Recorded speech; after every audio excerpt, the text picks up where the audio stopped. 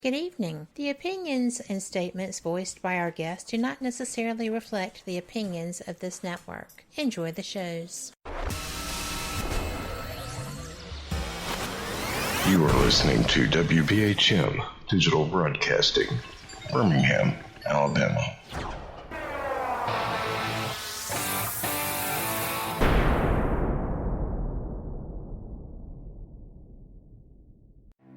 Headline edition, July 8, 1947. The Army Air Forces has announced that a flying disc has been found and is now in the possession of the Army. Army officers say the missile, found sometime last week, has been inspected at Roswell, New Mexico, and sent to Wright Field, Ohio, for further inspection. Now, historic films made in the spring of 1948 and just released show Eniwetok preparing for heavily guarded and still largely secret tests of new atomic weapons. The test's purpose is to measure atomic effects on thousands of different materials, 30,000 tons of them, not, as at Bikini, to prove military effectiveness.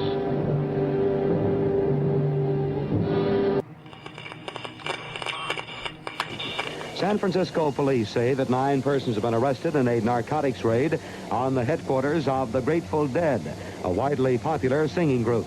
2 members of the group, Rod McKernan and Robert Weir, and their business manager, Danny Rifkin, have been booked on suspicion of possessing narcotics. 3, 2, 1, 0. All engine running. Liftoff. We have a liftoff. 32 minutes past the hour. Liftoff on Apollo 11. Tower cleared. We got a roll program. Neil Armstrong reporting the roll and pitch program, which puts Apollo 11 on a proper heading. I'm going to step off the limb now. That's one small step for man, one giant leap for mankind. Well, strange lights are causing a viral buzz on YouTube. Could we have caught extraterrestrial activity on a recent newscast? Brandon Arroyo investigates. As the newscast ended, the controversy began back on September 26th. What is that light shining in the back of the dark night sky?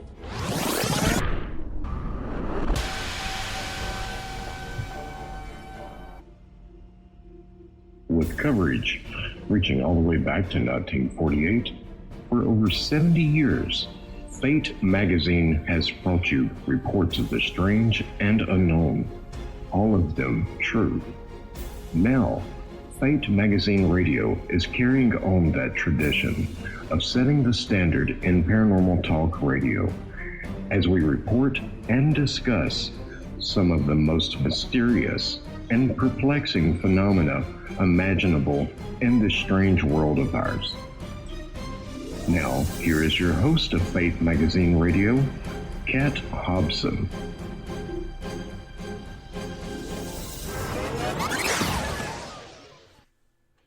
Good evening. Welcome to Fate Mag Radio, the online voice of Fate Magazine. I am Kat Hobson, your host, and I am so very pleased that you are here. I have had a long friendship with Tom Conwell. Y'all will know him from his series of 3 books. They are here. And his book, which is Going Interstellar, Problems First. And his book on earthquakes and UFOs. He has educated me as he has educated all of y'all. And he is really a good friend of the show and me. And he has partnered up with just a wonderful paranormal author to write a book on a subject that is breathtaking, really. Maria Manalo is just a gifted author. She is Filipino-American.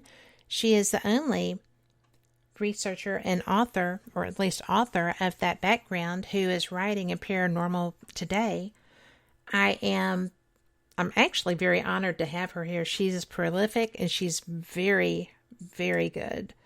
So without further ado, welcome Lori and chat. But I am so fascinated by this book. First and foremost, good job, guys, and welcome. Thank you. Thank you, Kat. And, you know, when I saw that y'all were coming together to do this book, I really didn't know what to expect. And I don't think anyone who knows both of you going into this is going to expect it either. And I'll tell you that I have a reason for saying that. And Tom knows that he and I are almost to have so many commonalities as far as our interests go and basically our lifestyles. We have very different methods of investigating and researching, and he is meticulous. And I am also meticulous when I'm doing my reporting, but in my research, I am more experiential. So when I picked up this book and was reading it, and by the way, you're going to love my review. You're going to love my review. But I was so taken aback because this is not the Tom Conwell that I have read in the past. And you know that, Tom. You know how different this is. And while the research and the methodologies are still in place, the topic and the intensity is completely different. And Anna, is this a topic that you have addressed in the past? Actually, I have addressed this type of topic or topics in Portal, A Lifetime of Paranormal Experiences, which was my very first book when I was still working as a school counselor. It was published back in, I believe, 2017 as the first edition. And it was an amalgamation of all the accounts that I had compiled while I was a MUFON investigator, which was basically just about a year and a half. But it kind of moved on from there to when I traveled overseas and ended up meeting different kinds of people. And because I told them I was interested in being a writer, and they said, what kind of stories would you write? I told them, they opened up to me. I guess I have that kind of a face. And they started telling me about these experiences. So that first book is that amalgamation of people just coming forward, sharing some very frightening stories with me. And intermixed with them are people who have had missing time, have had scoop marks, one on her legs. One is a couple who were vacationing in France that I talked about earlier before the show. Yes. They met deer that were standing on their hind legs. So that was a mishmash of short accounts. Intermixed with that was also a long-term account of my family, specifically the way my father committed suicide when he met with an infestation that lasted for several months. It had to do with, that's okay. It's kind of like one of those things that became a springboard for me to look much deeper into the unknown and confront what might have been his fears. So that's how I got started on this path, and I moved on to become a scriptwriter. I studied it formally for a few weeks and then informally on my own. And that's how I found my voice. I found my way of writing, which is creative nonfiction, to be best suited for books in the style of a scriptwriter. So what you're seeing there is what people would call cinematic storytelling, because I make you see what is happening and make you feel like as if you're really there. Well, I'm going to give you kudos on that because the visualization process is so clear in this book. Thank you. You know, it's I'm an avid reader. I read everything.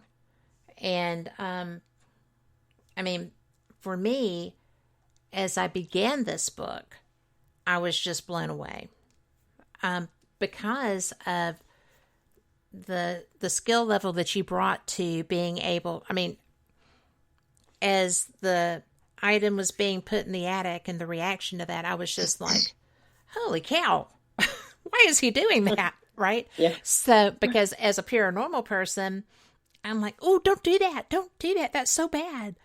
And so it was really fascinating to me as we progressed through the book that I'm just immersed. As you said, you know, it is a cinematic experience with your mind. It was a great write. Thank you. It was a very difficult write for me in the sense that I had to interview the woman called Shailene. Mm-hmm. She doesn't want to be identified or placed in the location she actually is in. I understand that. She had gone through this from early in her childhood, which is where I began her just at that point when Tom was starting to become immersed, right after his fourth, or I would say third, encounter with a UFO.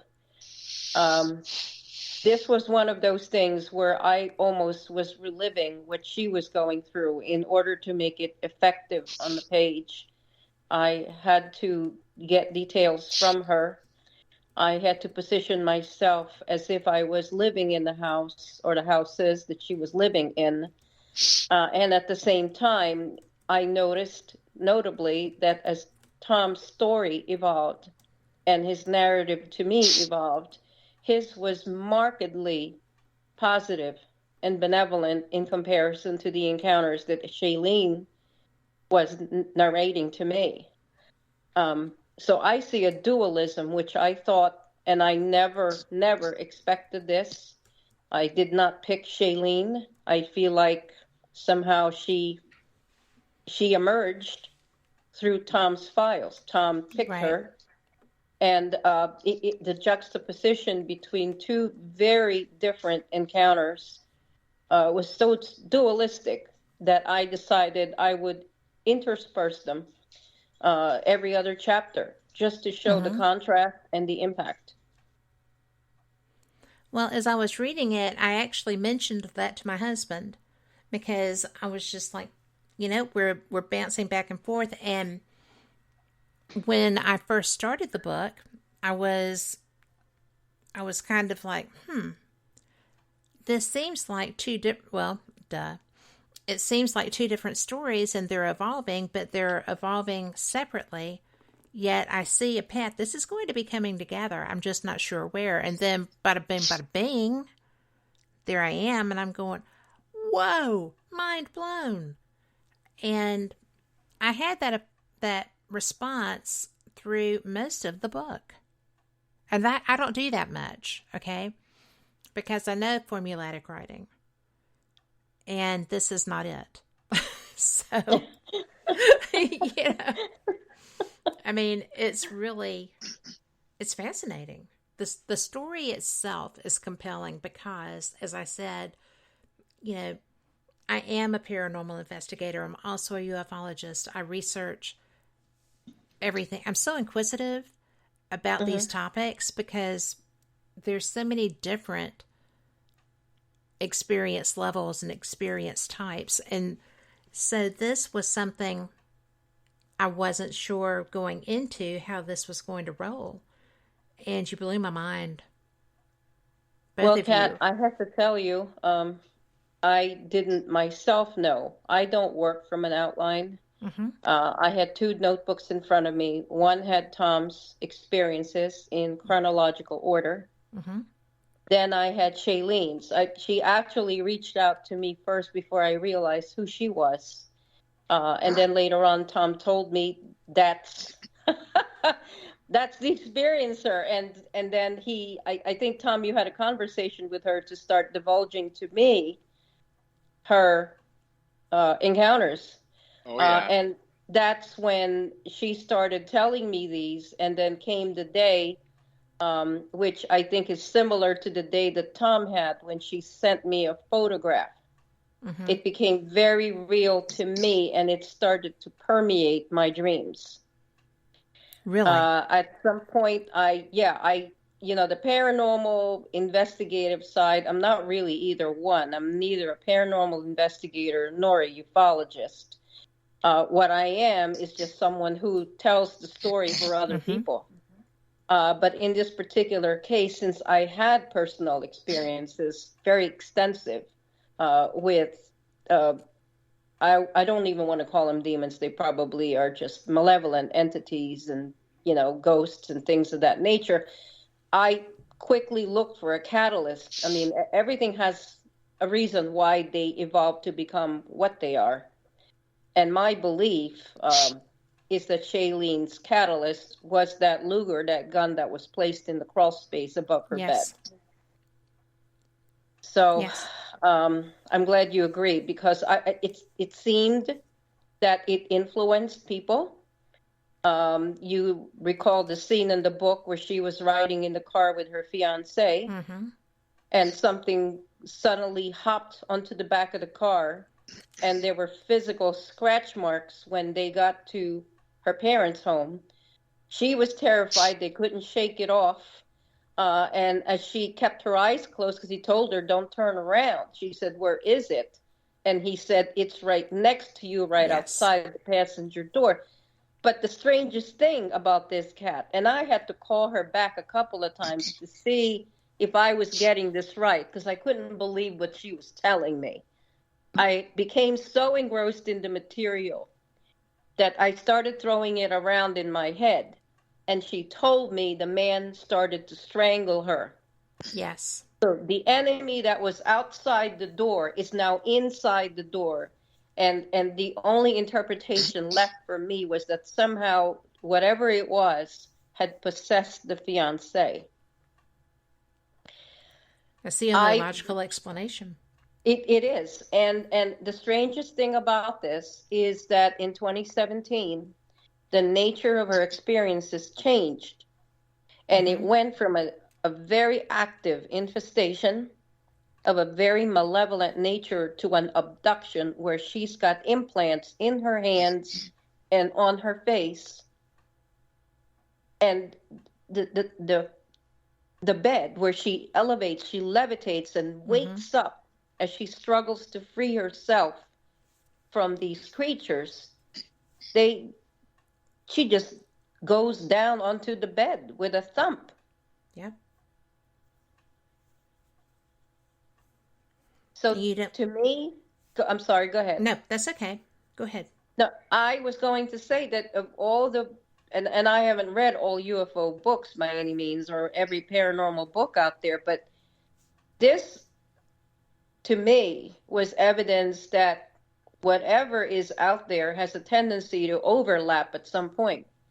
She was open. She opened the portal. So someone opened the portal for her. It continued unchecked. She was isolated, alienated from people because of the way the area was, but also probably because of the influence of whatever that was. But then it progressed into something not too many people see. At least I didn't. I didn't see that coming. And when she told me it changed into an abduction in 2017, I was completely floored. Well, to me, that is not a logical progression. I agree with you. I've never heard of that going in that direction. I've heard of them being separate experiences that, people who have one thing may have another because of the correlation. I firmly believe that all of this stuff is connected. But I've never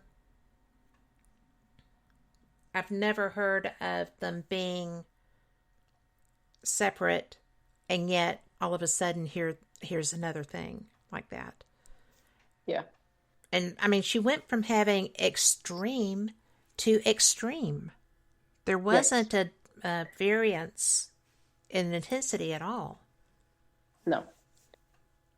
it was so frequent that it became troubling. And I know, Tom, you talked about how troubling it was, but you also were reading other accounts besides hers. To me, hers was intense enough that, Kat, I have to tell you, I had to put it down for a week. I'm a Roman Catholic by religion. I believe in other faiths as well. But this one drove me to go to a church shortly after she sent me a photo. I went to a church, and I actually was quite apprehensive about how close I was getting to the material that I reached out to an exorcist. And I also reached out to another paranormal investigator to explain to them what I think was happening. I also felt very helpless in that I felt like she needed someone to help her. Well, absolutely. I mean, she was so vulnerable. Yes, she was vulnerable. She was definitely a victim. I didn't know what resources she had. At some point, Tom also felt that way. And there's something interesting here, which is from the point of view of storytelling that's missing in hers. Tom's has an arc where eventually Tom learns, and I'm not talking about you behind your back, Tom, you're there. But Tom learns through the process of discovery, of delving deeper into the topic, his own place in the universe and how he's embedded in it. To him, it's an evolution spiritually, and he realizes how important his family is to him. Right. As Tom was telling me his story, it struck me that behind that there was a subtext, an undercurrent that Tom hadn't acknowledged yet. And I wasn't about to tell him. I wanted to lead him to understand it. And one of the reviewers saw it. That his wife Rita was much stronger than she was, that he felt she was, and that she knew more than he thought she did. Absolutely. And I put that in the book in ways I wouldn't articulate, but in the way she behaved. She was one of your silent runners in the background that watched him, hovered over him, but wouldn't really put together for him what he was experiencing. She was seeing it though. But so that's been her role through their marriage. And because they are so nurturing and so loving and compassionate with each other and respectful. But I think that he has often been shocked by her strength, right, Tom? Oh, absolutely. I mean, she really is. And I love that you're presenting her that way because I think it's so imperative to this story. And I'm sorry for interrupting you, but I do want to say that she is something else. Yeah, she definitely was. Without talking to her directly, I got that import from Tom very strongly. I also saw a very loving son, the younger son, who was watching over them from afar, trying to monitor them as well. And they're just completely bonded. Meanwhile, Tom is stupefied as to what these American Indians are that seem to be interacting with him. And in the beginning, as you could see, he's I hate to say the word, Tom, you were clueless. He's just accepting face value. Yeah. And he had no idea they'd been there. And they had been on that land for, I don't even know how long. And in he comes. And they're trying to impart wisdom to him. And they're his stewards. Tom didn't know what their role was, but they made themselves visible at his bedside, one and the other, on the right and on the left, and began to communicate with him. And in the end, he realized what they were there for and what he was there on the planet for, on this planet. With Shailene, it's an open ending, as you would call it. There really is no resolution. I think that is going to be a surprise to everyone, really, because you go into this and you anticipate that there's going to be some resolution, that there's going to be a path forward, a path out, away from these experiences. That's not always the case, is it? No, and because it's nonfiction, not everything has a happy ending, or should it end. Exactly. And this one is lingering. It is moving forward to actually affect, from just what I heard from Tom, the children, which to me is predictable in UFO literature. The rest of the family becomes marked. Yes, it is familial. So, I don't know. I still offered to Shailene in the final conversation I had with her that I had resources that were ready to step in if it was necessary. And her response to me was, it's a lifetime thing. So it's kind of like a dire acceptance of what has been and what it is. Were you comfortable with her response to that? How did that leave you? Really.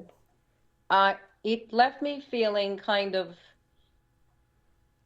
wondering. I was comforted when she told me she had finally told her 3 children, which are grown now.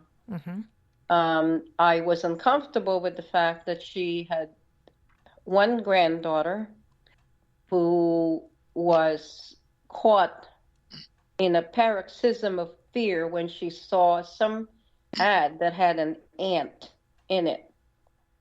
It clued to Shailene that the child had witnessed something, one of those humanoids or whatever they are, insectoids, right, that might have frequented Shailene's abode. I just didn't know what to do because it was progressing very evidently. I took comfort in the fact that Shailene had done some things to make herself less isolated. She formed a group. The group has since disbanded, but there were a group of people who had similar experiences like her. She did not tell me everything, but then, when you get permission, you take what is given to you. Absolutely. You don't prod, you don't push, and you don't really force someone to disclose what might not be comfortable. Can I ask you something about what you just shared about the group? The group that she formed, is it a group of people that are physically in her area who are having these experiences, or is it like an online group where people just come together from around the world and find each other through word of mouth kind of thing? Is this something that's happening to more than her in that area? The impression I got was that it was in real time. It was something that was formed before the pandemic. I believe she still keeps in touch with maybe a few of them. I don't know really. Maybe, Tom, you know more about this. No, I don't. Okay. What she shared with me, based on that conversation, which I put in the last pages of the book, was that there were other people who were going through what she was going through. So apparently there is. And she's of 2 minds. She believes it's an abduction, but she also knows that the area is haunted. So there might be some experiences there that are not exactly like hers, but more of a variety. The house that she currently lives in has some infestations of its own. And it seems to follow her, from where she was in the trailer, and finally to the grandfather's house, and finally to this house. But this is all in the same town. That is astounding. I find it astounding. Yeah. This is not something that I have come across, at least not in this far in my work, but it had to blow your mind. And believe me, it did. When I was writing it, it almost felt like I was writing fiction, but because it was true. the import of it was that it was so profound. I wondered how people would receive it. And especially in particular in the style of writing that I tend to adhere to, where you have people that are based on real people and their real feelings, but then you have a plot. But the plot is driven by the information that they're giving me. All I did was put it in the right pages. That's all I did. But to believe that this is true is really mind-boggling. Yes. And, you know, for the average person on the street, perhaps it would be very difficult to believe that because it's out of a humanistic comfort zone. It is definitely something that would read like a Stephen King novel or something, or, you know, an Maria Manalo novel. So it's breathtaking when you're reading it. It's not something you can put down and walk away from because it's disturbing. And yet, I know through what I do that these are possibilities, right?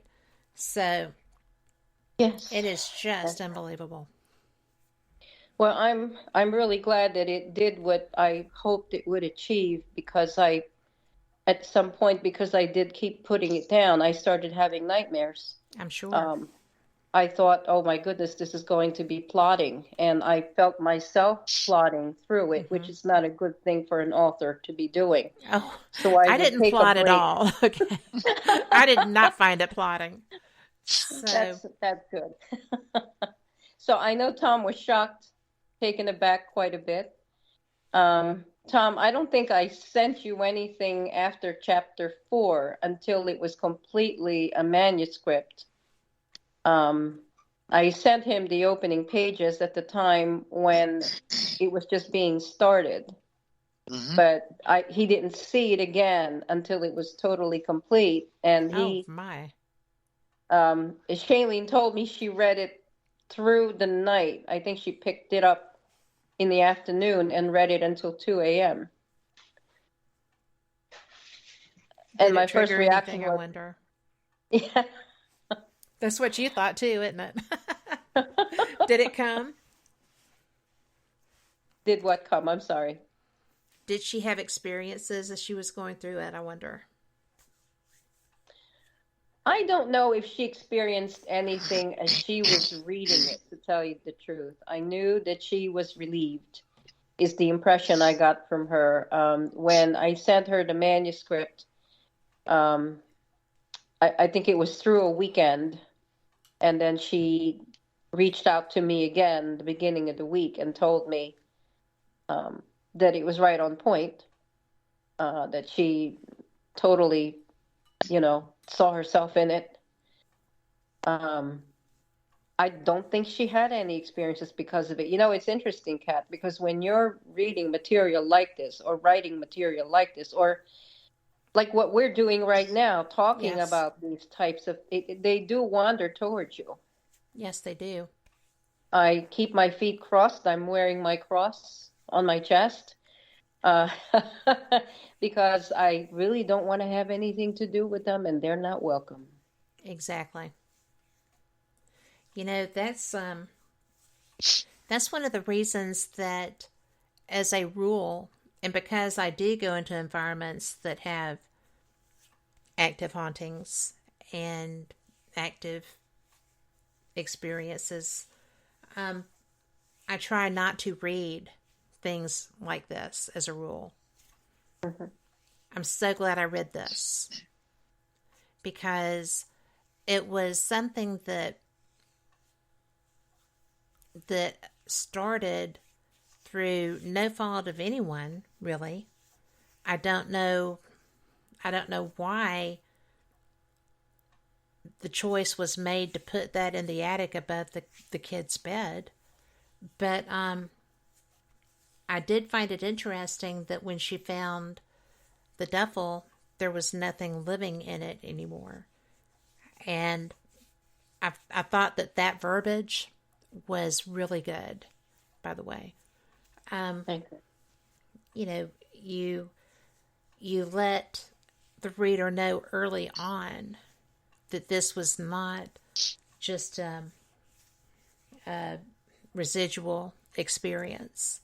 This wasn't just a residual attachment kind of a thing. This was very real and very alive and very ongoing, which, I mean, that was at the very opening of the book, right? So, you know, so you started the reader off with knowledge that this is going to be so weird. And it was, you got to stay with Shailene as she was going through these things. And I'm going to tell you, having physical damage on that car was when I said, oh, this is not going to be good. This is just going from bad to worse. Oh, gosh. But, you know, you really are masterful with the way you shared that. Thank you. I was hoping I was. I really didn't know how to convey how she was feeling. And I know that she felt very helpless and very in love at the time. Mm-hmm. And it was just a total shock. She was just totally shocked that he had a violent inclination. Yes. And so from the marriage, from the get-go of a marriage, this was doomed. And in the end, the way he passed was so indicative of the fact that somehow he was in the way, like the dogs were in the way. Yeah. And in the end, she ended up alone. Not to give away too much of it. Right. Well, with her vulnerability shining. Yeah. But I wanted to put through that she was a courageous woman, that she was also very much in tune into understanding that she needed to solve a problem for the sake of her children. Yes. And when she went, yes, she had to go to the doctor to figure out what was happening to her when things changed. But her courage failed because she was so concerned about how it would be received that she would not be believed. Well, but you know, yeah. She did it. Yeah. And the best part about Shailene is she has gotten her own internal reserves. And Tom, this is not in the book, but you shared this with me, that she was a shaman. And when I think of someone who becomes a shaman, they try to harvest their own internal power in order to drive another force away, becoming a force themselves. Absolutely. So there's her arc. There's her character arc, which is not in the book. It is not easy to, in her circumstance, it is not easy to pick up that part of you and put it forward like that. So I am glad that you shared that, because she didn't have a lot of options for a power source against something of this nature. And her self-preservation and her care for her family is demonstrated just through that. That's astounding. So what you have here, Kat, are two very authentic people. Two people that have had some very rich experiences. And it looks like a long time from the duration of one chapter to the next. But really, it looks like it's a blink of an eye, where one started perhaps not even understanding the nature of why things are the way they are, and to finally coming to grips and putting together where they are and their place in it. Well, I think Shailene reached that point too, also in her twilight years, where she's accepting. I'm sorry, go ahead. Well, I was just going to, I love how you put that. I really do. And, to be able to get to the point of acceptance with that, how difficult must that have been? Really? I think she had to harvest her own internal strength. I think she knew she had to reach out and keep persevering to connect people to her.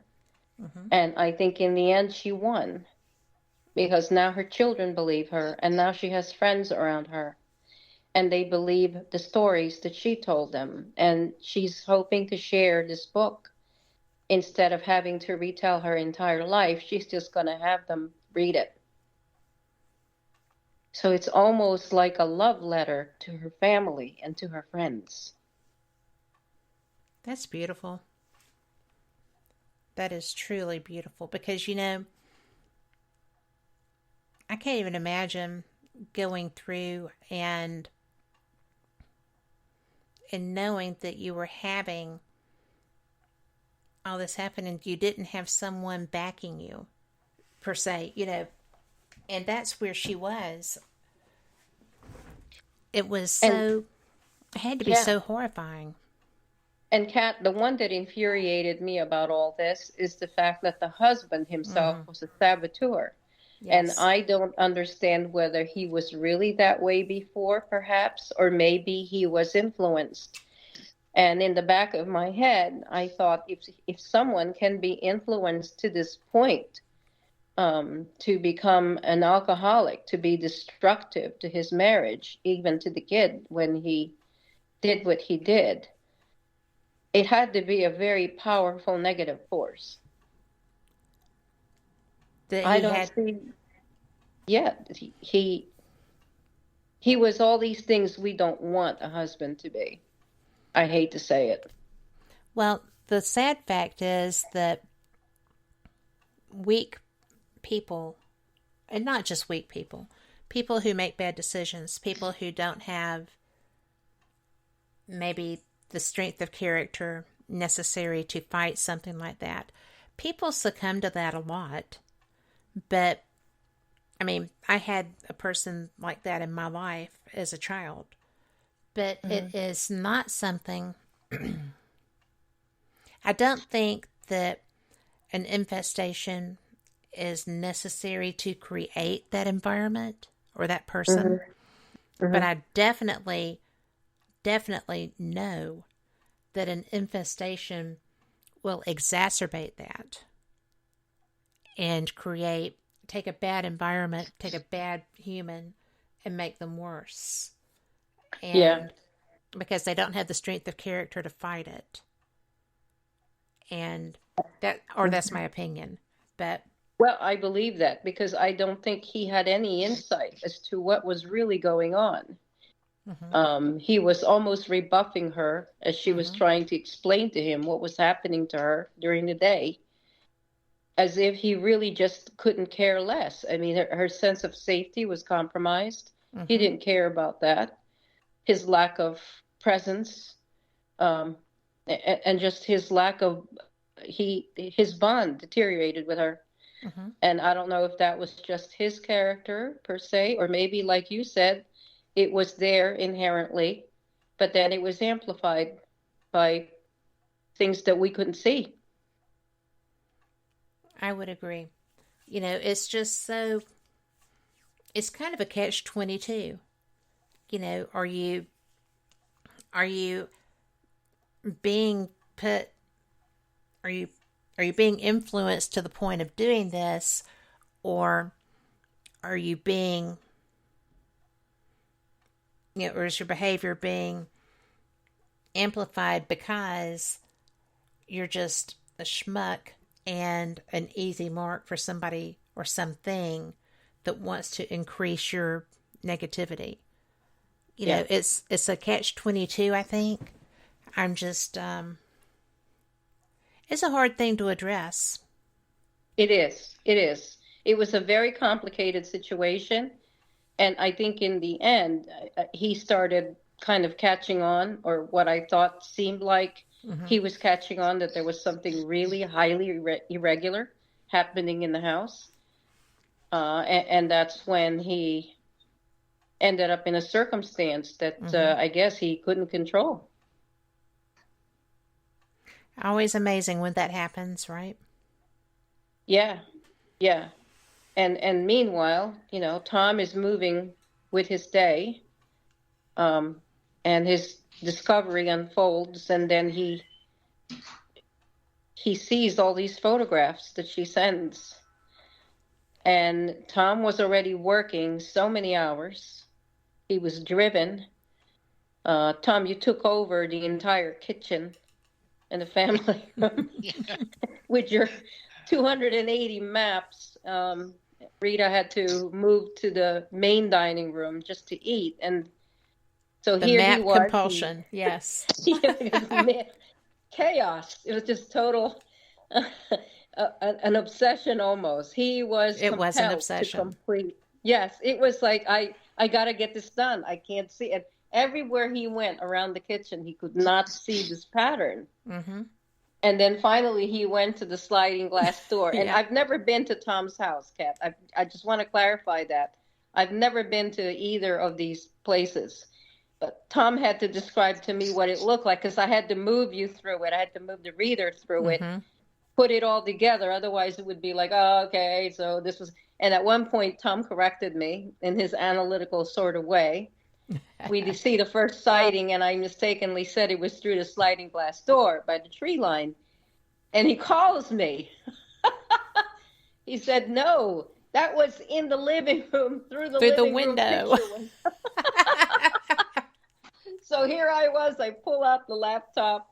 I delete the entire chapter, and I start all over again. So Rita's over by the living room window. She's looking out. She calls over to him. I said, okay, so we're okay now. Well, the joys of working with someone with such a logical mind. So,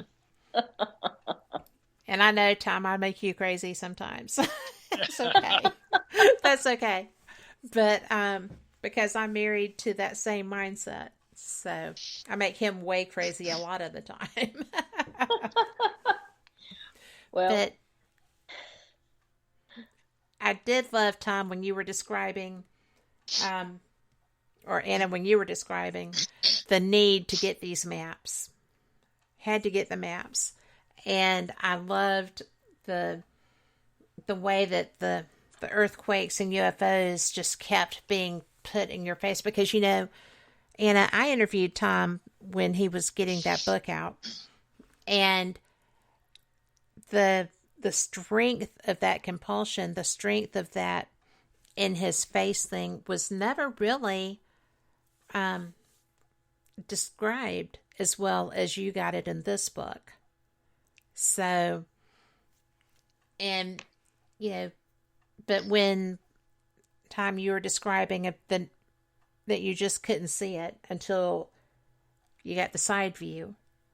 And, and I think that was really cool. You have to look at things a different way. Sure. So, and when you're a linear thinker, that doesn't always come easy. Nope. So, what I thought about that fascinated me with that is when he was telling me this, I kept thinking in the back of my head, Tom, they were leading you. They were already turning your shoulders to face a certain way so you could see, because it was getting to the point where he was just working too much. Yeah. And Rita knew about it. He was missing meals. He was starting to get, the feeling, the dizziness and the tightness that was the beginning of something else. Yep. And then came the photographs, and he had to put it down. I could picture Tom looking at his cell phone, putting it down, looking at his cell phone, putting it down, and saying, "No, I got to get back to the maps. This is too much. I'm done with this for right now. Stepping away." Yeah. I don't know. I have never I've never had a case of this nature. And I don't know what I would do were I to have something like that come across my plate. But I really don't. I mean, I've been very blessed in my life. I've had a problem in my home, not to this level, obviously, but I've had a problem in my home that I had to address that someone had put here. And that was an experience. But to actually be in a position where, I'm supposed to be able to research and learn and have a skill set to help someone facing this. I don't know. Now I have an idea, but I mean, I don't know what I would do if someone were coming to me with these experiences. And I thought, Tom, that you dealt with that so well. And, it's trippy because it came about completely separate from what your questionnaires were actually for. Mm-hmm. And yet it fed them. I dealt with this in the only way that I knew how to deal with it. That was to shut my mouth and listen. Mm-hmm. So I could understand everything. And I do mean everything that was happening around me. Then maybe I could react. Because I was out of my element. I really was. I was lost. And the more I heard, the more I began to see what was happening with Shailene.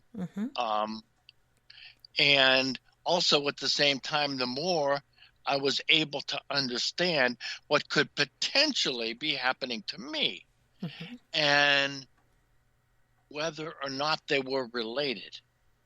And I always held that in the back of my mind. Is there some relationship here? I didn't know. I had no idea. No clue. Well, that's because it was just an astounding set of circumstances. Yeah, it was. So I have to ask, at what point did y'all come together to come out with this wonderful book? Tom, did you want to field that, or do you want me to? Why don't you do that? I think the first time we conceived about writing a book, I really didn't know anything about the Experiencer. I was more focused on writing a memoir about Tom in the first person. I varied a little bit in terms of the type of writing that I did with this one, in that I also did third person, because I had to sit back and give him a chance, or give his family a chance to pitch in as to what they were observing from the outside, as well as the other people that Tom had met. Yes. When Tom first started telling me his own life, I thought it was interesting. I thought it was different and distinctive enough that it would merit a book. I just didn't know how much of it. And then he started also saying, you need to talk to Shailene. And as he was going on about his own experiences and then adding drips and drops of Shailene's life, the first thing that struck me, Kat, is that there was such a 180-degree contrast between the two. Yes. And the first thing I thought of is, would it be different and unique to juxtapose the lives of two very different people now in their twilight years? Because now I have everything. I have decades of life to draw upon. I just had to pick them apart and show them.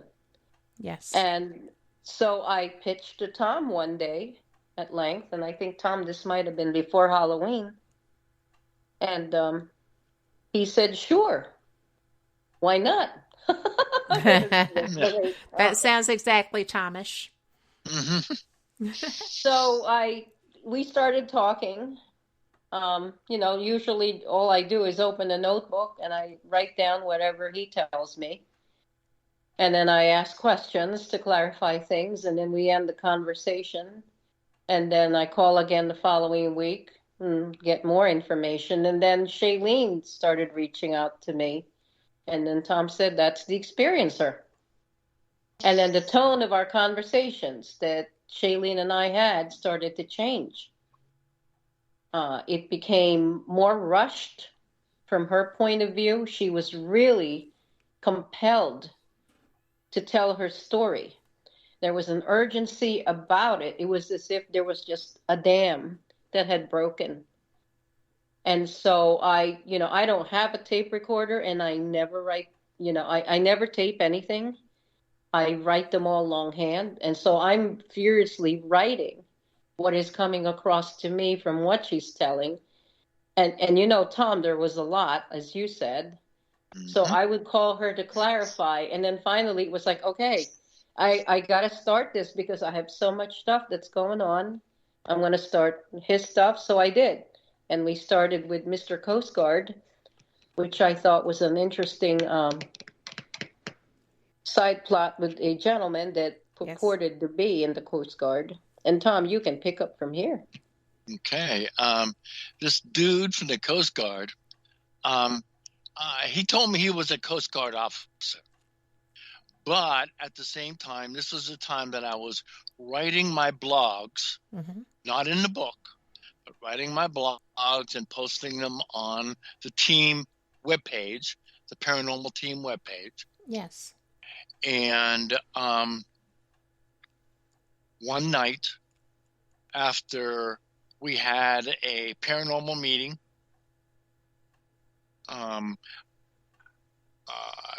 the leader of the group came up to me and said that we got a call from this gentleman who would like to talk to you and needs you to come out to his house, and he has a bunch of questions, some of which are he's seeing things outside of his windows. He thinks that he has a picture of a alien, and that he needs your input on it. Okay, sure, let's do it. And thankfully, the leader of the paranormal group went with me along with his sidekick. So there were three of us. Otherwise, I don't think I would have come home that night. I would agree. Yeah. And then he started out showing me pictures of things, spheres. One was a video of a sphere coming through the wall. It was a video of the outside, and the sphere came up to the wall, and then it picked up with a video on the inside of the house with the sphere coming through the wall and traveled over and then disappeared through the upstairs. I'm thinking, where did you get this video from? He said, well, my girlfriend bought me a video so I could protect my electronics. And I looked around at what electronics. He said, my electric guitars. And I looked over in the corner. There were two electric guitars on guitar stands, and neither of them had any strings in them.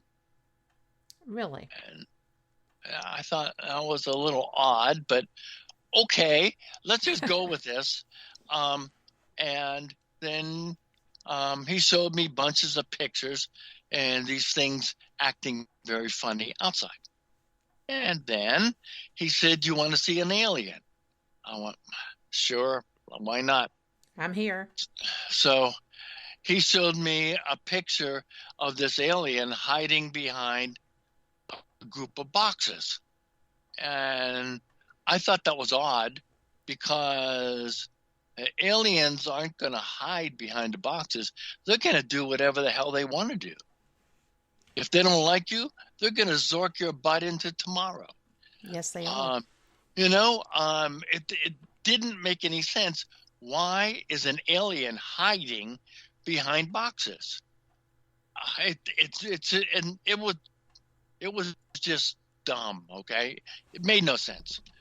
And shortly after that, I told him. Well, I ended up telling him that it probably wasn't an alien.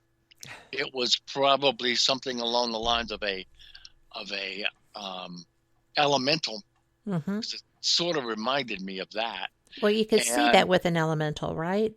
Yeah. I mean, and the thing about the elemental is that this was land that had a rich Native American background. Where this land was, okay? So I thought, well, let's just go with that. So he was willing to accept that he didn't have aliens in the house, and that these weren't ships flying around in these white balls going around his house. He said, "You want to see a ship?" What kind of ship? Yeah. And he said, one of the big ships in the sky that we see out here all the time. And I said, it isn't just a light flitting around or anything, right? No. This is a pretty good picture. So we went upstairs, and first of all, he couldn't find his way through the outside door. This is his house. So not his house. Yeah. And then he worked his way. He finally found the key, okay? And he went into the house, and I looked around, and everything looked like it was just purchased from Walmart. And it wasn't lived in. There was nothing around. It just chairs, couple of stools, end tables, lamps on the end tables, but nothing sitting on the end tables. You know, like if you were living there, you'd pick something up and put it on the end table. There was nothing anywhere. And this was a guy. And guys are pigs. That would never happen. You're right. You're right. So we finally walked through the living room by the kitchen, and I looked at the kitchen, and the only thing in the kitchen was this archaic coffee bean grinder. That was it. Like the crank kind? Pardon me? Like the crank kind? Like the ancient ones? No. This was some electrical one you plugged into the wall. And that was it. So we went through the kitchen and into the bedroom. And in the bedroom, he had a computer sitting up on his dresser. And this computer was acting as his server. Now, I said, who bought the server? He said, I did that so I could store my videos on them. And I went, okay. Now, I had just come out of Honeywell, and I had years and years of working around these kinds of servers, the software, and setting up security systems. So I was really familiar with everything, but I didn't open my mouth. I didn't say anything. And so he went to open up one of the files so he could show me a ship. Right. And he's looking high and low. He said, it's on here somewhere. I know it's on here. He couldn't find a file that he saved. So, I mean, this whole thing was bizarre. When he finally called it up, it was the most extraordinary thing I've ever seen in my life. How so? This ship was hundreds of yards long, and it flew slowly by the cameras that were outside, on the outside of the windows. Now, he bought this to protect his house from people breaking in on his electronics, yet the things that he filmed this on supposedly were pointing up. I don't know. I couldn't explain that one. So he said, yeah, it was from the window over there, and he pointed to the bedroom window, and this ship apparently went by very, very slowly and was perfectly lighted. From above, it was bright. From below, it was perfectly lighted so you could see it. Well, as you know, when you're looking up into the sun and something is really bright above you, it's going to be really dark below it.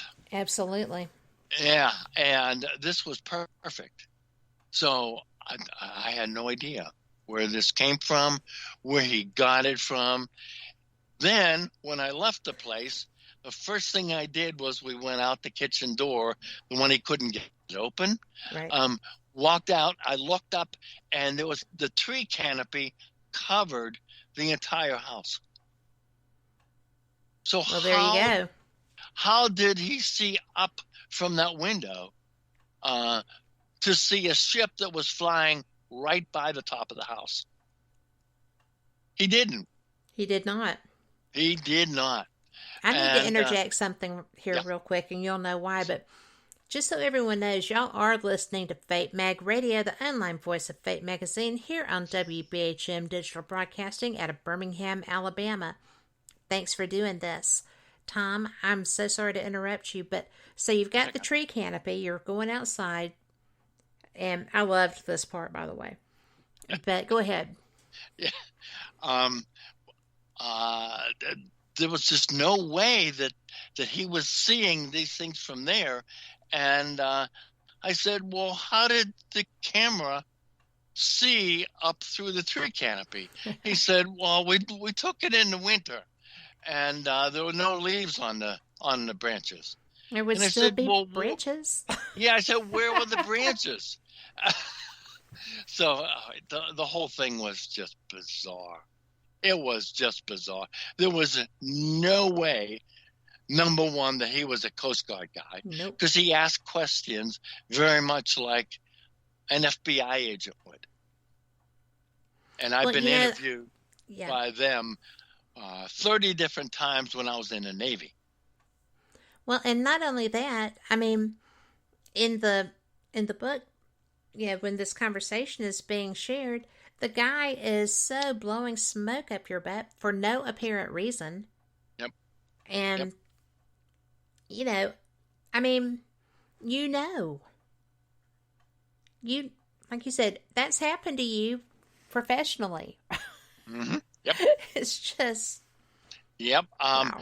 I think he really wanted to, something interested him by what I wrote.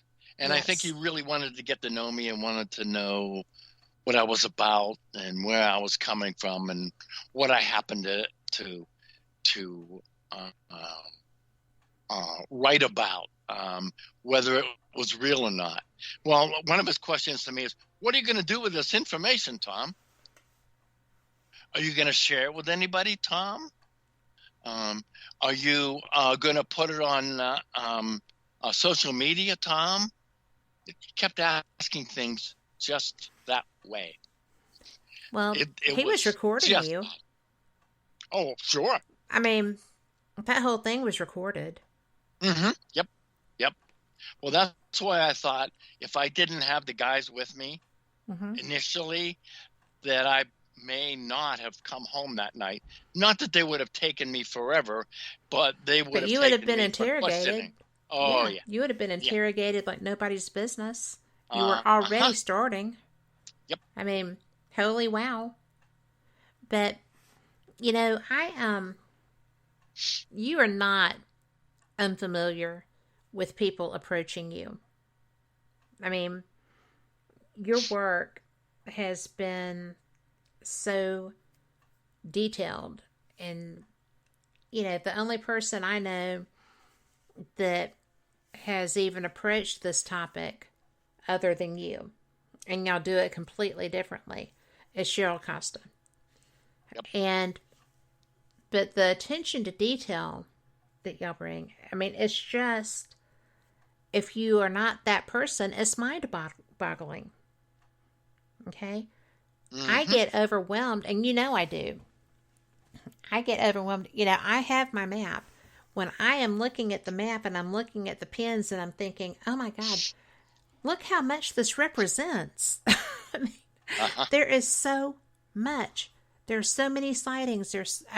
Down to the craft, down to the everything. And anybody who would look at that, who's read anything that you've written, knows that you are not someone to be easily distracted, like this guy was trying to do with you. Mm-hmm. And the way that this meeting got set up, and this had nothing to do with Shailene, right? This was pre-Shailene. No. And why do you think that this happened? What was the motivation?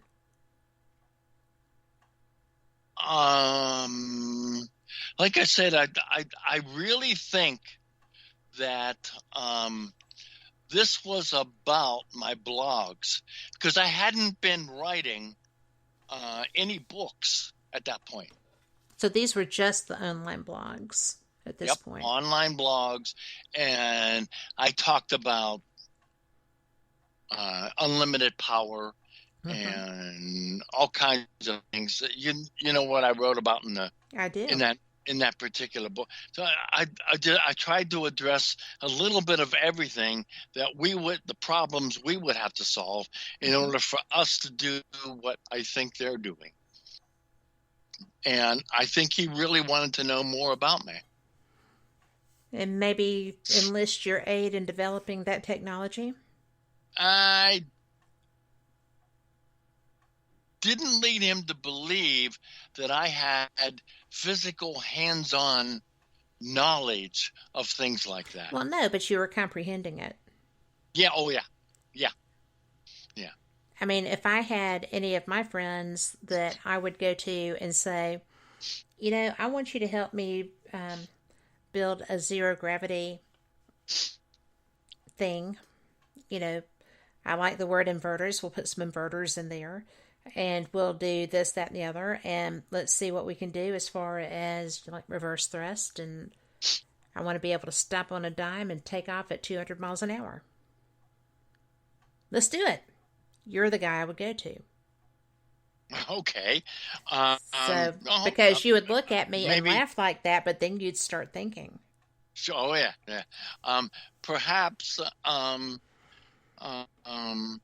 Perhaps they were looking at what I could potentially do for them mm-hmm. in reverse engineering some things. There's that. I don't know. I really don't know. Well, like I said, I put you up against anybody. So thank you. I think it's a good thing.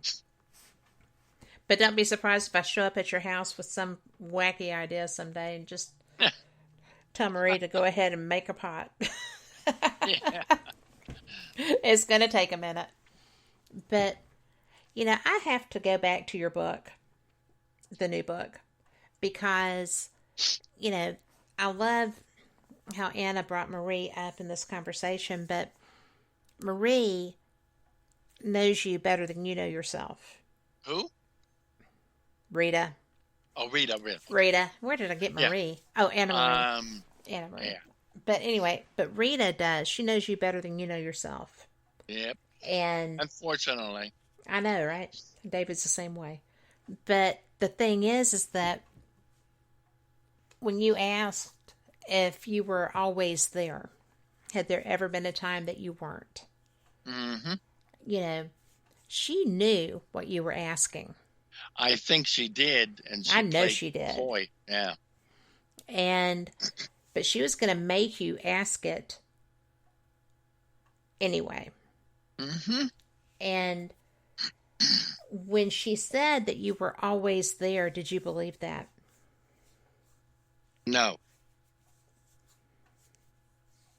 Why? Because you knew you hadn't been? I couldn't have been, based on some of the things that I saw and some of the things that I stumbled across along my travels. Mm-hmm. I couldn't have been in the bed the whole time, unless there was some scenario under which my consciousness could get hijacked and I would remain there. Like an astral projection. Something, yeah. But your body would still be different if you were not in it. So I would think. I would think too. So I find it so fascinating. I mean, I'm sorry. Y'all have been together forever. You're best friends. You've been through health crises together. You love each other the way you're supposed to in a marriage of this magnitude. And 52 and counting. I know. How cool is that? Yeah, I think it's pretty cool. But, you know, what was her, aside from the book, when you were going through this, and I know that she knows when you get a bee in your bonnet, and this was more than a bee, okay? This was serious. What did you feel her take was on this experience that you were having? Which experience? Well, first of all, when Shailene came to you and you're dealing with all of this, okay, because I know that you went inside and are trying to figure things out, right? So you had that going on. You had the feelings of abduction.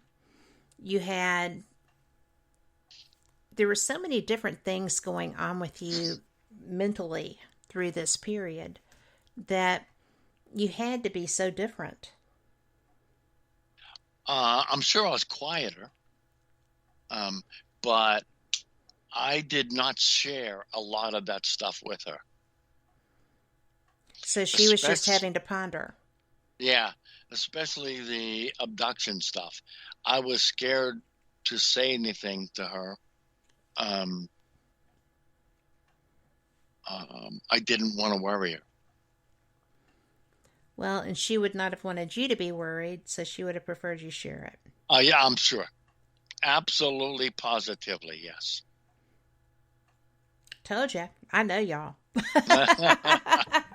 Yeah, and she's told me that. Yeah. So. Well, as a UFO researcher for all this time, since I've known you, and that's been several years, and I know you were into that well before we came together as friends. How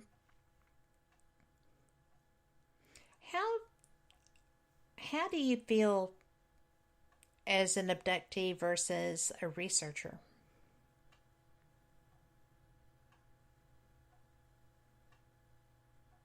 Wow, I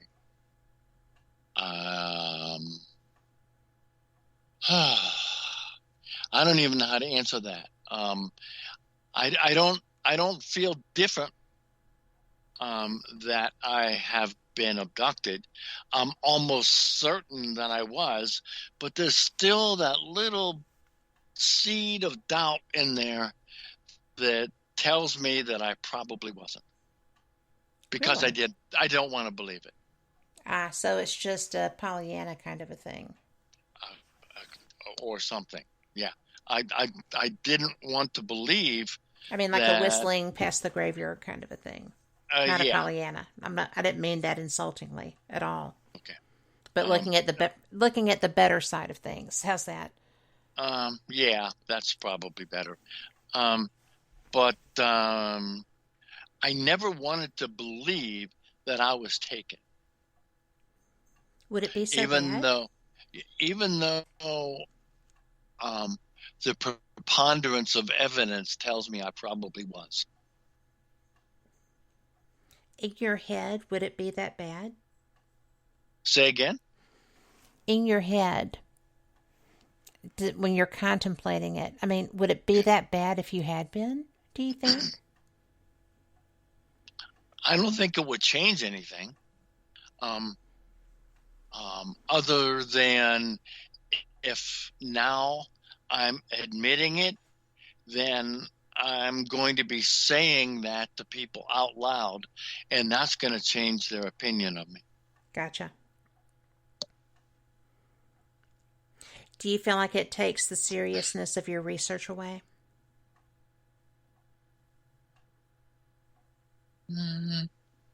No, I don't think it did that. It may have taken the someone's perception of me and lowered it. In which case it would have taken some of my research away in their mind. Okay. Well, I'm going to go on record as saying that I don't know a better UFO researcher than you. Oh, goodness. And I also know your mindset. I know that you are serious and professional. And I feel like whether you were or whether you were not would not affect that opinion at all. There are people, I have a friend, for goodness sakes, who was like a Supreme Court justice, basically, for the United States and the Philippines, who was abducted and had implants. And I'm sure you've come across him. But that doesn't lessen his professionalism. No, it doesn't. But it may affect me and what I think about myself. Well, that's what matters. That's the part that matters. Yep. And I can see where that would be something to make you feel funny. So I'm not trying to pound on you. I hope that you realize that if somebody did feel differently about you, other than you feeling differently about you, I think that would just indicate their lackings as opposed to yours. And because, our own government, for God's sakes, is finally saying there could be a mothership and all these things we're seeing are drones or something coming from it. Tongue-in-cheek to an extent, but they're having to say this because there's too many people experiencing and they're all coming forward. Yeah. So don't let that affect your perception of you. You're brilliant. Nothing will detract from that. And you're a damn fine and very serious researcher. And nothing will detract from that either. So, I'm stepping off my soapbox now. I don't know how these darn things get under my feet all the time, Tom. It just happens all the time. But anyway, I got sidetracked. And, when I read that, I was like, boy, this is huge to be in this book. Oh my God, we're going to have to talk about this. But I think that you sharing the possibility is tremendously brave and huge. So it's interesting. Yeah, it is interesting. I probably never would have done it unless I had been forced And Anna really said something that made me sit down and think about all the things that have happened since I was retired. And I wrote a list. And when I realized how long the list was and all of the different things that happened, right, I had to say, oh my God, what's going on here? Right. That's when the very first time I thought that maybe something else was happening that I wasn't quite ready to admit yet. Well, when and then the voices in the morning and the constant talking to. Frequently when I get up in the morning, it'd be like I just sat through a 12-hour lecture. Yeah. It's just all this stuff that I'm getting pounded with, and there has to be something to it. There just has to be, Kat. I agree. Well, downloads versus abduction. I mean, I'm a firm believer that downloads happen a lot. And there's certain things like Gene Roddenberry. I firmly believe he was getting downloads, and his writers. And, there's so many different people. Da Vinci, as he was coming through. Mm-hmm. Einstein. Well, Einstein had a lot of input. But I think that there were so many people through the course of history who get information, and they probably feel the same way. So, that would be like a 12-hour lecture, right? Yeah. Oh, yeah. And that's what it felt like. Well, could also have been being taught by your shamanistic Native Americans while you were sleeping too. Could be. I hold just about everything open as a possibility. Looking for something besides abduction? Yeah, I would be too. I really would be. Because to me, the thought of abduction is a little scary. I don't want to, because I'm a control freak. Maybe there's a little bit of that there too. Yeah. But, I would not like to feel that I was out of control for that long. So, it would blow my mind. I would not be comfortable. Not even a little bit. So, well, I did not really mean to put you on the hot seat, my friend. I apologize. Yeah, it's okay. I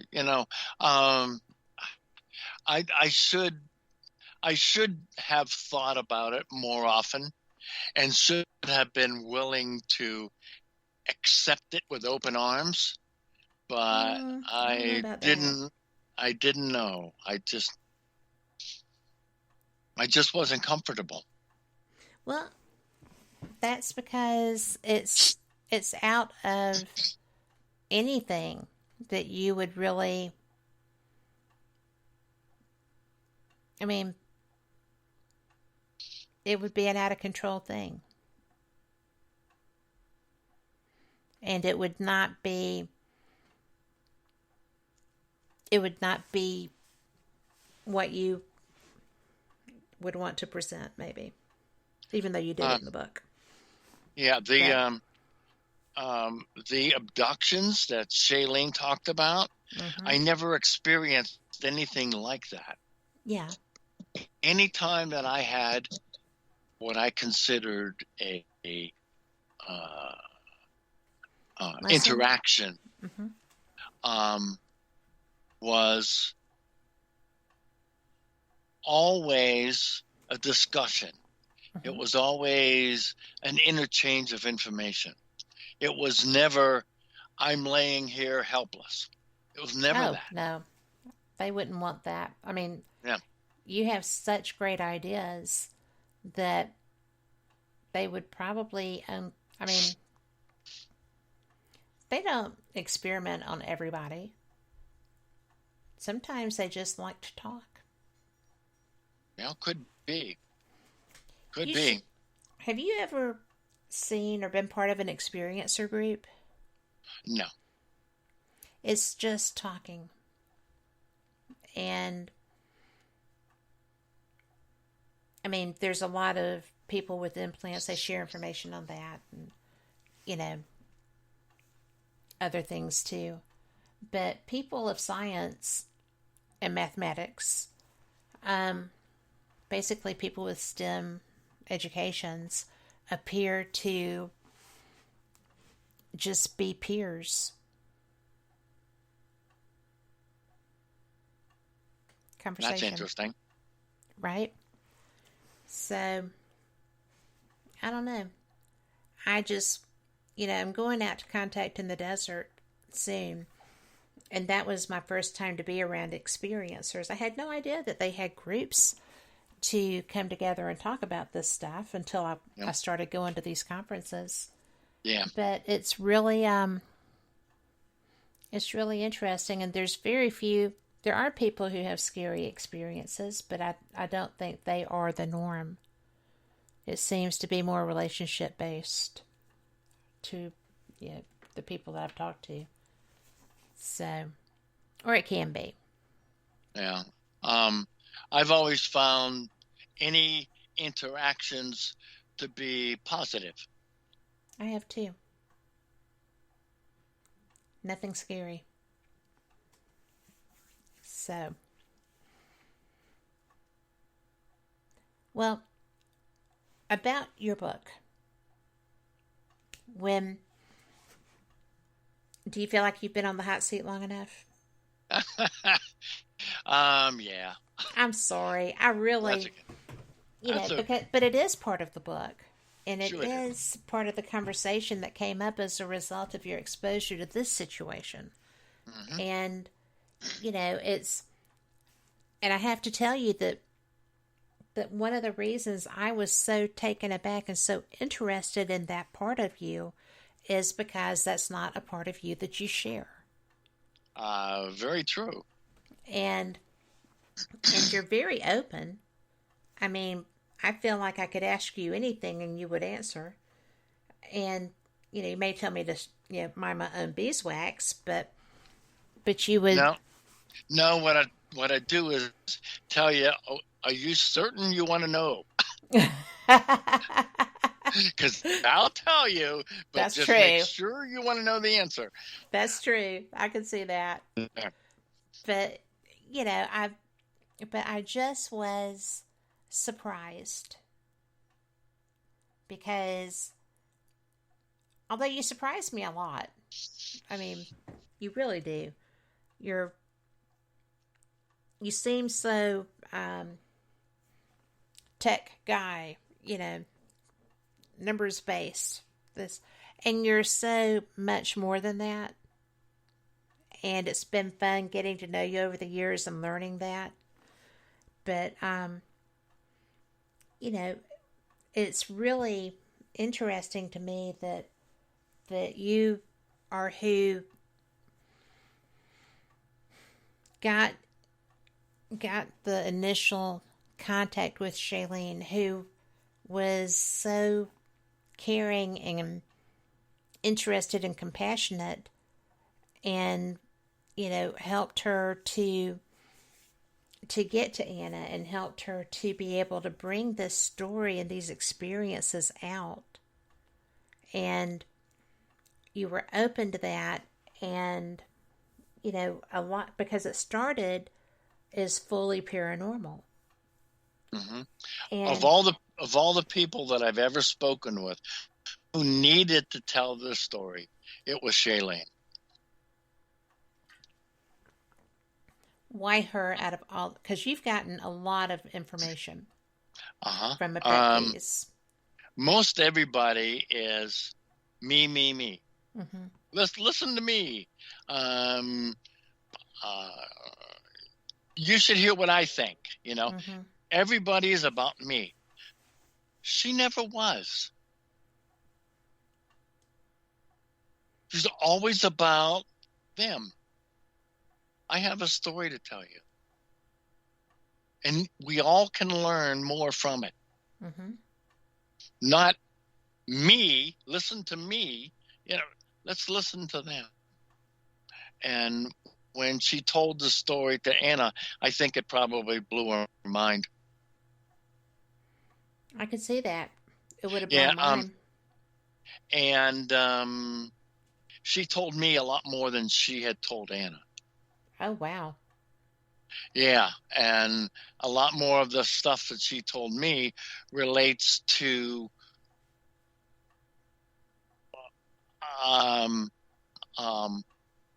who she is interfacing with and what they have to say, which I can't talk about.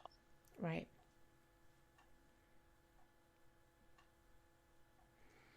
Well,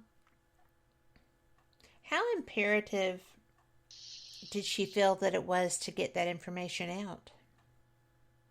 It was imperative for her because she had to tell all of the things that happened to her from the time that she was a child. She had to say that to somebody because she never, ever spoke to it, spoke to anyone about it. She just kept it in. And I knew even that to her parents? Especially her parents. Wow. They did not want to know. Well, that's because they already knew. Well, if they did know, they were not willing to acknowledge it. Right. And if she said anything to her parents, it would be put down immediately, and she'd be made to feel uncomfortable, and she'd stop talking. Yeah. How did she find release when y'all got this book together? Is she freed? I think that she's probably more settled with what's happening to her now than she ever was. That's what I think. Not because of any particular events, but because she finally said something to someone. Yeah, I think that was big for her. I agree with that, Tom. If I may interject. Oh, please, yes. Yeah, and she really felt like it was time, that she felt like she had to tell the larger world besides her kids what it was like to be a victim all her life. And she was very relieved, and then she was very happy that it was out there, that she wasn't holding it all in anymore. Well, I can't even imagine the liberation that must have been. I'm sure it was big. Well, I mean, both of y'all have addressed that. She felt like she had no control. She felt like it was happening to her, not that she was part of what was happening. She didn't have any ownership of it, and that's a terrible feeling. I've got to think, especially in this circumstance. And y'all gave her that voice. I think that's so cool. But she chose to use it, which is also cool. Yeah, I'm glad that she chose to use it, because initially she said to me, "I don't know. I think they may beat me up more if I started talking." Oh, that was her first comment. Yeah. And I said to her, "Well, look, you're going to get beaten up anyhow. And the way I look at it is, if you're getting beaten up and you're not talking, what the heck's the difference? That's how a guy thinks. Okay. And maybe she came about, maybe that was what helped her to come about, or maybe it was just the realization through a dream that it was time to talk. I don't know. Whatever it was, I'm glad that she did, because this book has the possibility of affecting so many people. Oh, man. I mean, oh my God, the number of people. Oh, I know. I know. And just be completely life-changing. It's just... Go ahead, Anna. No, I was going to agree with Tom, because the sense I got from Shailene was that somehow things may get worse. And I remember her reaching out to me on Facebook Messenger about 2 weeks after I'd started the chapter on her, ironically. I was still involved in writing out what was happening between her and her parents, and when she was pushed down the fire escape, and she hears Messenger out of the blue the next morning saying, "They beat me up." Yep. And immediately my impulse was, okay, how important is this book really? It's only a book. Right. So I asked her, do you want me to keep writing, or do you want me to stop? Because I was afraid she was going to get hurt, and she couldn't explain why it was happening. She was already living alone. Yes. And she said, no, keep going. Just keep going. They do it anyway, which is, I think, what you had probably told her, Tom, that it didn't matter. Yep. She might as well speak up. So she did. How brave is she? I mean, really. She is a warrior. Absolute warrior. And it's funny that you would use that word, because when she gets beaten up, it's not that they're beating her. They're training her to be a warrior. Mm-hmm. At night. Yeah. And that's why she's getting damaged. It's... I'm go sorry. ahead, Anna. No, please, go ahead. Do you want to tell Kat about the black eye that you woke up to? Yeah, that wasn't in the book, right? No. Right, okay. I woke up one morning and like I usually do, went over to my wife and sat on the edge of the bed, and we were talking, and she said, "What happened to your eye?" And I went, "I don't know, nothing. Why?" And she said, "It's all black." And I went, "What? My eye is black?" So I got up from the bed and went in the bathroom and looked, and from the center of my eye, the center, down to the outside edge of the eye, and also slightly underneath it, it was all black and blue. Oh my gosh. And it wasn't sore. I didn't feel any sore spots. And of course, I thought the worst. And I got in touch with Shailene. And guess what her first comment was to me? Welcome to the club. Well, sort of. You've been marked. Oh my goodness. Yeah. Yep. What was your reaction? I'm thinking like, okay, well, I don't feel any different, so maybe I'm not any different.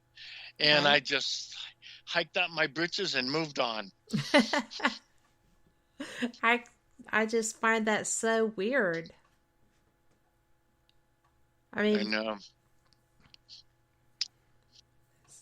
she was sharing with you, so they were going to let you experience that joy. I mean, holy wow, that's weird. The marking, I think she's talking about a tracking implant. Gotcha. Did you have that looked at? No. Are you going to? I don't know what they can look at. I mean, where these implants are put, they're put way back into the edge of your brain. I mean, what are they going to look at? Might they do a MRI or something? Well, if there's no reason to do an MRI, you're going to pay through the nose for that. And as it were. It didn't make sense. Yeah, as it were. Yeah, it didn't make sense to try to move on with it. So I thought, oh, well, that's the way it is. You know, I always find the notion of tracking implants to be so weird. You know, because they're almost omnipotent, right? Compared to us, they are almost omnipotent. And and they seem to have no trouble showing up wherever you are, even without knowingly having a tracking device on you, you know? Yeah. So I think if they want you, they put a tracking device in you. Mm-hmm. And they can just find you anywhere they want on the earth. Yeah. That's something to pause. Give you pause, right? Yeah. Kind of like government. Yeah. Or like the government would like to have things. But they're working on it. Mm-hmm. So where do you go from here? Where do you go with Shailene? Where do you go individually? I mean, I know both of y'all have been touched by this. And Anna, I want to ask you first. When you write and you're so immersed going in through this, can you just walk away? It depends on the chapter that I'm working on. Because if I don't work from an outline. I know a lot of writers do. I go by impulse, what I feel is most suitable to put at that moment that would give me the most appropriate impact, the most appropriate edge. Right. To show the person. Like, I put Tom in places in the chapter where he's pensive, where he's meditating, where he's thinking. I mean, I'm going into his head and taking on his personality. When I do that, I don't stop until I'm done. Okay. But there's also scenes where there's a lot of action, for example, with Shailene's father being at the war. Mm-hmm. It's kind of hard to walk away from a war scene. And anything that's highly emotionally laden. Mm-hmm. At least for me, that war scene was incredibly violent. It was, and it was very gruesome. Yeah, and I could see through her father's eyes what he was seeing, and I could feel his anger because his entire troop actually were killed in an instant. Mm-hmm. Just because he stepped away. He comes back, and one was on fire. He had to be reassigned to a totally different unit. The other time I couldn't walk away was actually a scene where Tom was with his wife. I wanted to build the fact that it was a very complete marriage, that it was a very loving and very supportive one. So it's very hard to walk away from something like that. You want to complete it, and with it, you complete the feeling. And so those are the ones that are most difficult to walk away from. You did a great job with that, by the way, because they are one of the most devoted couples that I've ever come across, and you really conveyed that beautifully. Thank you. I try. Yeah, you did good. So, but I really mean the power of this story, the power of this book. I mean, you left a lot there. You left a lot of you in there. Are you able to walk away from that and start another project? Do you feel like you have to kind of recenter, take part of yourself back to be able to move on? I think I'm pretty recentered at this point. We released, well, Tom, how long has it been? We did a pre-order on the book, so I was actually not writing anything at the time. So it's been a few weeks. I usually allow myself anywhere from 2 to 3 weeks before I start another project. I'm actually started already on another one. This is with an author who has asked me to contribute some chapters, and this is fiction.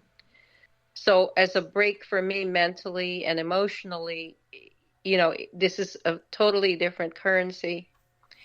All I'm doing is embedding scenes that he wants me to embed to make it cinematic. So I think that's the break for me. I still think, of course, because they're distinct people, I still think about Shailene. She keeps in touch. And of course, Tom and I talk almost on a daily basis, it seems.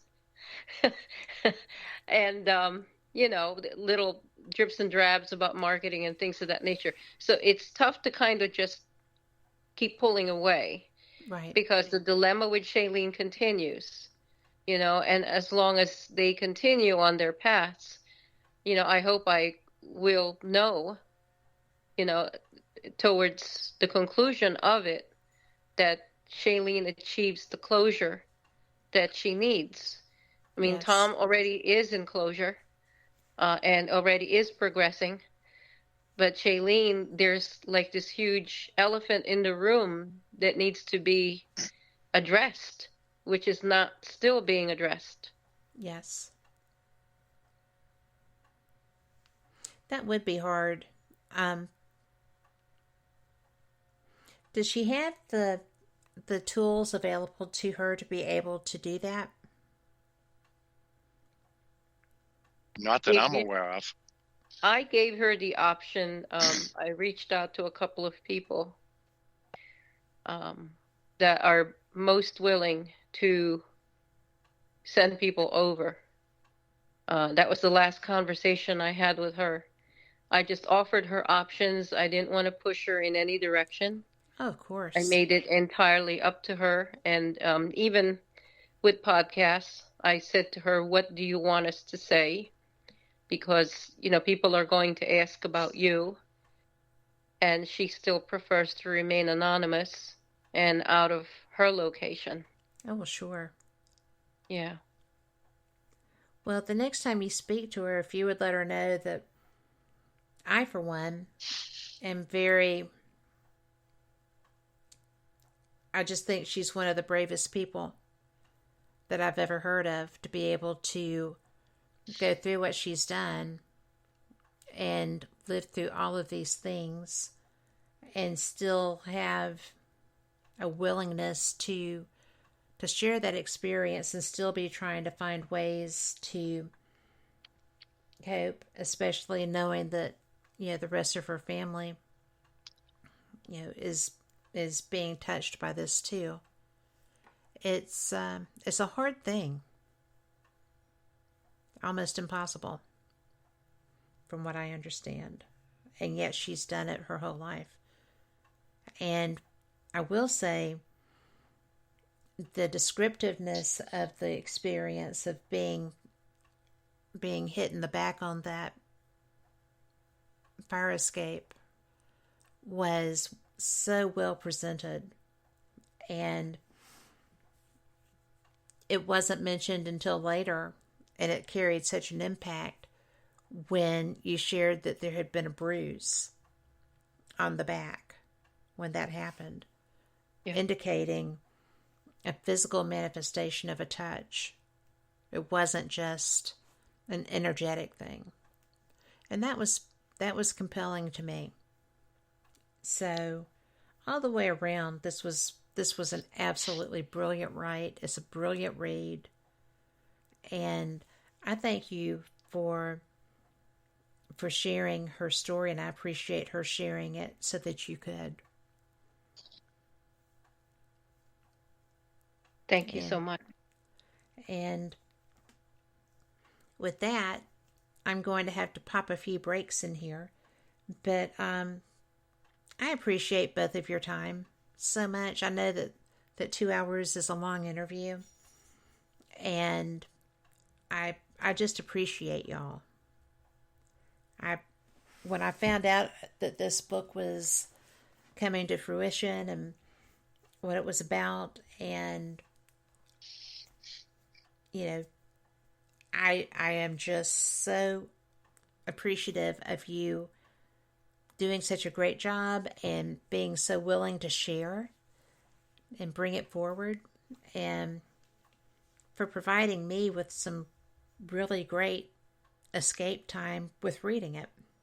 Turned out not to be an escape once I got into it, but it was compelling. But as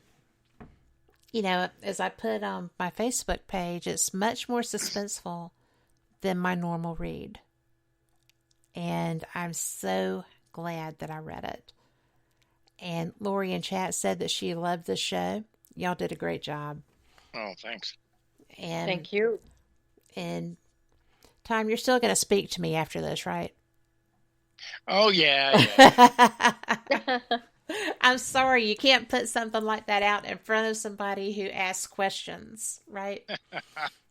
But yeah, I expected the worst, Kat. Believe it me. wasn't the worst, was it? No, okay. It wasn't. Okay, because I was just like, wait, it could have been worse. Yeah, it could have been somebody that didn't know you, care about you, and completely just want to know that you're okay with that. Mm-hmm. So, but thank you. Thank you again. And I'm anytime you have something that you want to share and discuss, reach out. I would love to have both of you back. Tom, I always enjoy talking with you. Anna, I have thoroughly enjoyed you. Kat, thanks so much, and I'm so glad that what I wanted to convey was conveyed. A lot of times I struggled to figure out how to present it and to put it properly where it belonged. Tom really helped with a lot of his stories. His material was incredible. And for introducing Shailene to me, that was really quite a contrast. But I'm glad I was able to achieve what I sought to achieve. And I wanted the world to know, basically, that these things happen, and they are happening, and we don't know how many people it's happening to. But there's the good side, the benevolent ones, and then there's the bad ones, the ones that take advantage of us. So, but I appreciate the opportunity, Kat. You're a wonderful interviewer. I just have to say that I felt like I was talking to Barbara Walters. I know. Isn't that something? Yeah. Oh my gosh. Yeah. Now, I'm glad we're not videoing, even though it was a Zoom disaster. But I'm blushing. But thank you so much. Thank you for those kind words and for your time and for sharing so beautifully, both in the book and tonight. And for those that don't know and don't already have it, the book is available on Amazon. It is live now, and it is The Night Visitants and The Night Visitants, a Ufologist, an Experiencer, and the Undefinable. And get it. It's outstanding, and you will not regret it. I have my hard copy on the way, and I am looking forward to it, and I just think that you'll love it too. And you know what? I am so thankful that every one of y'all listening are here tonight. whether you're listening live or in podcast, we appreciate you. And if you don't like the world you're living in, you can change that. Oh, yes, you can. Because you know what? All you have to do is manifest that change. You have control of your personal environment. You can choose to, be the friend that you would like to have, be the neighbor that you wish you had had, coming up. If you went through bad parenting, be the parent you wish you had had. There's so many different little things that we can do to make the world a better place. And do it. You've got that power. We all do. So go out there and be the change you want to see in this world, and you rock that. Have a great week. Thank you again for being here, and just go forward with all the blessings. Good night.